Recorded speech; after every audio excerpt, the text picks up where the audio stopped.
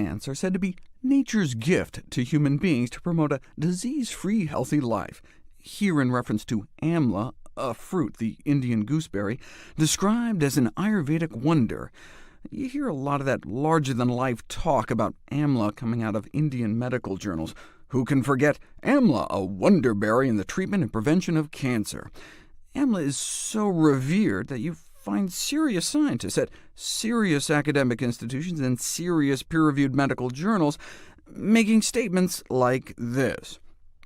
Every part of the Indian gooseberry plant has its unique therapeutic characteristic for the remedy of almost all the ailments, and can be adopted as a, bold italics, single bullet against disease. OK, then.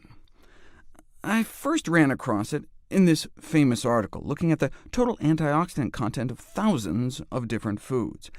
I did a series of videos about it ages ago, and to my surprise, the #1 most antioxidant-packed single whole food on the planet, on average, was amla, dried, powdered Indian gooseberries, beating out the prior heavyweight champion cloves with, just for comparison's sake, up to 100 times or more antioxidants by weight than blueberries. So here's this fruit that has enjoyed a hallowed position in Ayurveda, the ancient system of medicine in India, so hallowed it was mythologically pegged as the first tree in the universe.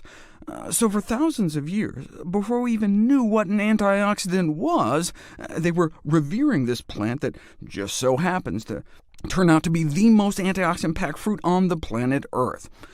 OK, you got my attention, but I still need to see it put to the test.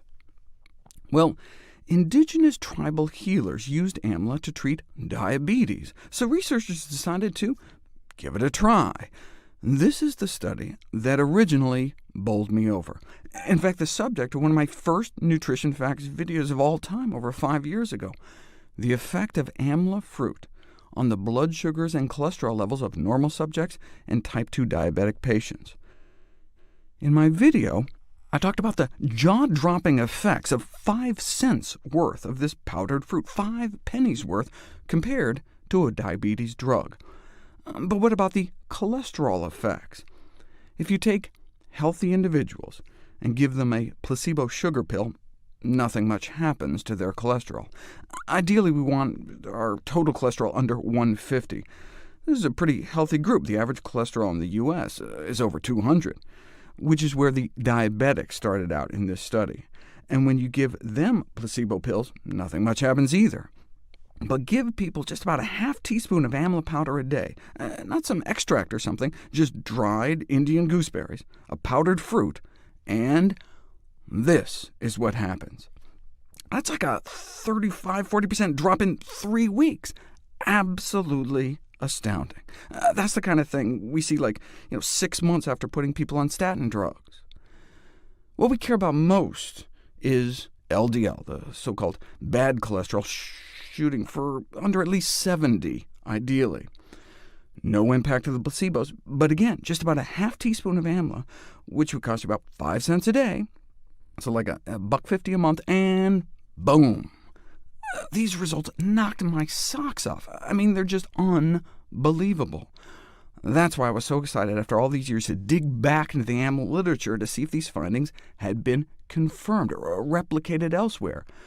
So I typed amla into PubMed and waded through all the papers on using amla to decrease methane in cow farts and speed the growth of chickens. Or hey, what about amla ice cream? After all, amla is packed with fiber and phytonutrients. In contrast, ice cream is not. Therefore, and indeed amla incorporated into ice cream increases the antioxidant capacity, though I would not recommend it for cholesterol lowering.